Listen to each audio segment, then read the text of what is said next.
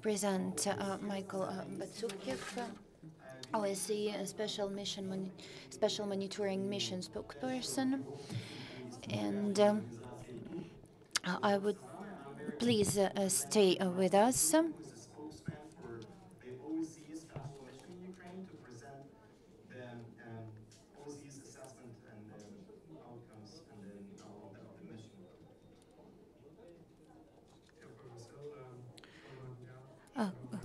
Good day, dear colleagues. If you allow me, first thing I'll do is give you an idea of the security situation on the ground as reported by our 10 monitoring teams in Ukraine. As most of you know, we've been on the ground here for over 2 months now.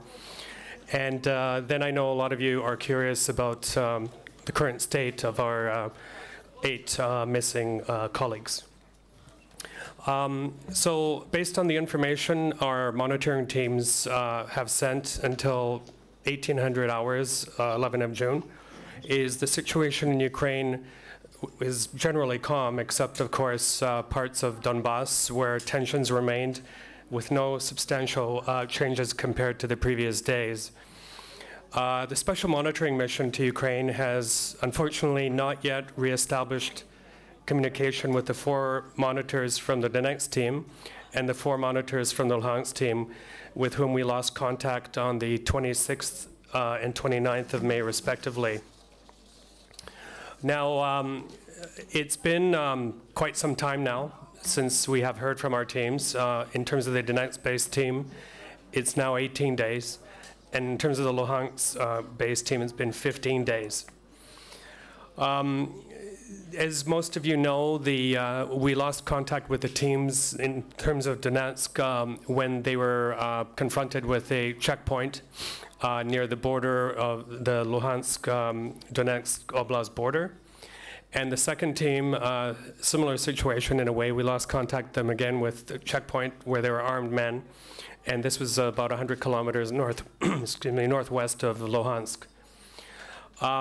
The situation remains unchanged in the sense that we have not been able to reestablish direct communications with both teams. We're certainly working very hard at getting them back. We're directing our efforts through different channels to get access and to establish contact. I want to make it clear that no one individual or group has come forward to claim responsibility. We do, however, appeal to anyone or any groups that are holding our colleagues to make immediate contact. And similarly, we also appeal to the general public, to people on the ground, that if they see anything, know anything, to let us know as well. We are aware that there are 3 vehicles involved, by the way, that are missing, and they have been spotted on the move. We call, as we have done ever since our monitors went missing, for their immediate and unconditional release. We're speaking to a wide range of stakeholders. There's a lot of activity going on. We're often asked, what are we doing to seek the release of our colleagues? Very high diplomatic level. Ukrainian authorities are taking this very seriously. And as you might expect, we're also talking to what we call non-state actors on the ground. There are a lot of non-state actors on the ground, actually, in the eastern part of Ukraine. In fact, we find our monitors have reported in past that you even have small groups that aren't necessarily interconnected with each other, holding sway over various parts of the east. Now, in terms of the strength of the mission so far, as I said, we've been on the ground about 2 months now, and we now have, we've grown very fast to more than 330 people, including local staff, with 238, almost 240 international monitors. And these are, as I said, at 10 locations throughout Ukraine. A further 11 monitors have been selected and are waiting to be deployed. A few days ago, there were reports in the media that we had suspended our operations in Luhansk. This is not true. We maintain operations in both Luhansk and Donetsk. We have been doing some reconfiguration, switching people in and out, but we do have teams in both cities, and they are reporting daily. You may have also heard that at the request of President Poroshenko, the Swiss chairman in office has agreed to send Ambassador Heidi Tagliavini, a very experienced Swiss diplomat to Ukraine.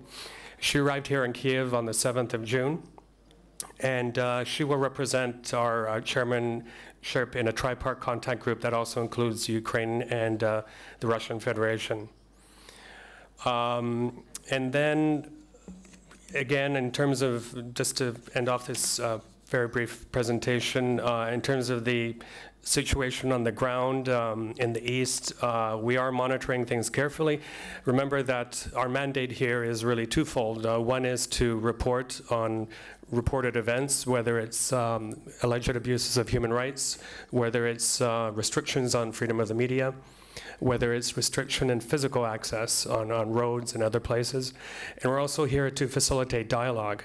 And me and my media team were in Odessa just a couple of days ago, and we received a briefing on the very many different levels of dialogue that are being undertaken by our team in Odessa.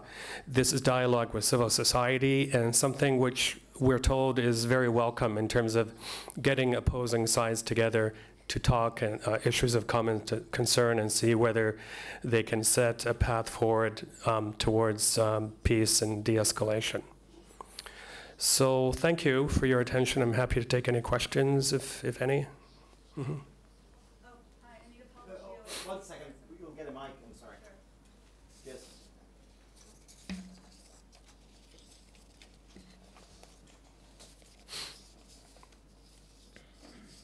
Thank you so much. Great. Okay. Anita Powell with VOA News. First of all, I hate myself for asking you, but could you please pronounce your name for me? Because I'm looking at that and I'm going, no, there's no way. Secondly, I am actually wondering if you have any details on this humanitarian corridor from the east, any details of where it goes, any movement, and yeah, thanks. So it's Michael Bociurkiw, it's a Ukrainian Canadian, by the way. There is a lot of word in the news about so-called humanitarian corridor. I'll point out, first of all, that we are not an operational agency. We're here, as I said, to monitor and facilitate dialogue. Having said that, if there is some kind of mechanism, if you will, to help people go from one part of the east to another, or for example, aid to come in to areas that are insecure, we would be most happy to monitor that sort of thing. But by no means are we in a position to be operational. That's not part of our mandate. And I know that we have been approached by so-called non-state entities in the East about this concept. And in addition, we have been approached, I understand, by the government of Ukraine to, be briefed on this concept of a corridor. So that's about all I can say for now. Obviously, based on our reporting in the East, there is a lot of insecurity. We've reported in the past for everything from lack of water in some areas to just things like lack of cash. People can't access cash from ATM machines. People can't get the regular payments in some areas for pensions, things like that. So it's caused a lot of hardship for people, and we're trying, given the circumstances, to be as mobile as possible to report as far and wide as possible on the situation of people on the ground in the East. Будь ласка, наступне запитання. Гаянський Геннадій Григорович, блогер. Could you please help our state or our international lawyers in order to launch international trials to begin working, bringing to justice terrorism and Putin. Maybe I'm not wording myself correctly, but I believe that you should be intermediaries in this process for us to launch these cases. Our mandate, first of all, we're here at the invitation of the government of Ukraine. Secondly, we're here currently until the end of September for 6 months. There's a possibility that our mandate will be extended another 6 months. But our again, our mandate here is to monitor and to facilitate dialogue. Now, we have played quite a big role in facilitation of dialogue. You remember quite a few weeks ago now, there was the Geneva Statement. It included the Russian Federation, the US, the EU, the Ukrainian government, and we participated. And that was a very important table for people to sit at and discuss and, for example, go over the reporting that we've come out with. In addition, as you know, there have been now 3 so-called national unity tables, round tables. I understand there could be more. We're certainly happy to play a participating role in that. But in terms of the steps forward, legal steps, that's quite outside of our mandate. But of course, there are other groups that might be able to play a role, international groups. Будь ласка. Vitaly Senko, Ukrainian News Agency. I'd like to ask you a question.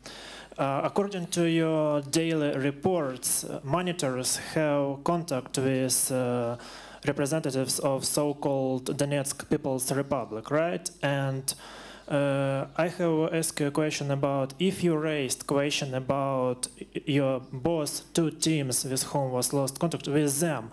As far as I remember, the previous briefing, he said that you called on all sides to get in touch with you if they know something about those teams. And as I understand, representatives of Donetsk People's Republics can know something about it. Thank you. It's a good question. Look, in any type of conflict or tense situation, it's not out of the ordinary for us or even some UN agencies to speak to non-state actors. Secondly, we've always been clear on this, is that we're talking to a wide range of people who may have influence over certain areas. And you know, it wouldn't be, for example, we have met with that entity. And we want to make one thing clear, is that it's in nobody's interest for anybody or any entity to hold our monitors. In fact, their whatever you want to call it, detention or whatever, hampers our ability to do the work we're supposed to be doing. We're here for the people of Ukraine. We're here to bring about de-escalation. We're here to bring about de-escalation. So it's very important that our teams are able to operate in an unfettered fashion, that they have access to all areas of Ukraine.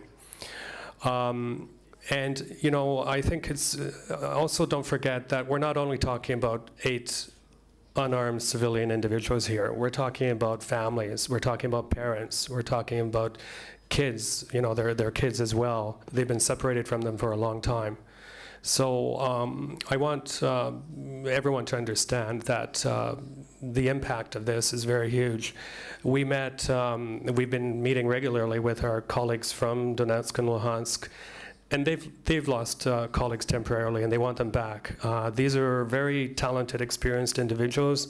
Many of them have been through many other different conflicts working.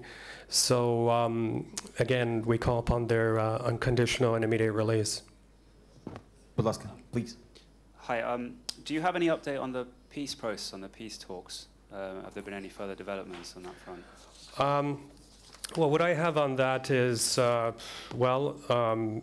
mentioned already the arrival of the ambassador, and also on stopping the violence, the Swiss chairman in office, Bociurkiw, met with the Ukrainian president and prime minister in Kiev. They discussed the OSCE's readiness to assist the authorities in establishing a program for the disarmament of illegally armed groups. On the 8th of June, the chairman in office welcomed the Ukrainian president's initiative to launch talks on stopping violence rapidly. And at the time, he underlined that the silencing of weapons would significantly improve conditions for meaningful dialogue, which is key for stabilizing the situation in Ukraine and resolving the crisis. And as I mentioned, the National Unity Roundtables, 3 of them took place, and we continue to support the process of a Ukrainian-led and owned National Unity Roundtables. Чи наші є запитання? Do you have any questions? Michael, even though you have not spoken directly with whoever's holding your monitors, do you have any indication what kind of conditions they're being held in, or if they're even still alive? We're very careful. I know there's very, very high interest, and as I mentioned earlier, families, of course, are very concerned. But we're very careful in terms of what we can share right now, because we don't want to jeopardize anything. After we made our first appeals for information to come in, bits and pieces have come in, and if you piece them all together, I think it's fair to say that we're quite confident that they're in fairly good condition. In fact, our Secretary General said as much a few days ago, and we've nothing to indicate whatsoever the worst case situation. So. Any other questions? Thank you, Michael. Thanks a lot. Thank you very much. And a reminder that any updates we're always posting on our Twitter feed, OSCE_SMM, and also our Facebook page and website. And thank you again to the Ukrainian Crisis Media Center. Дякую. Дякую.